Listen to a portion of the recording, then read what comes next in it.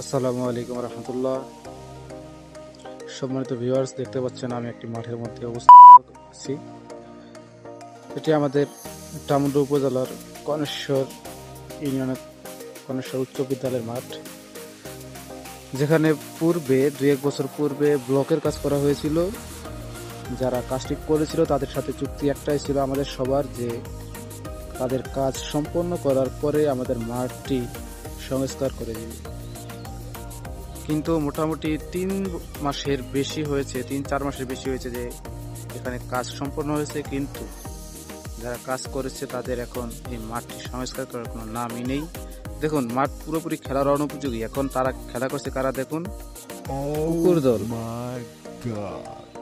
তারা এখানে এখন খেলাধুলা করে, প্লেয়াররা এসে গেছে। এখন এই মাঠে তাদের চেয়ে ভালো আর কেউ খেলতে পারবে না। তারা এখানে শারীরিক ব্যায়াম করে, খেলাধুলা করে।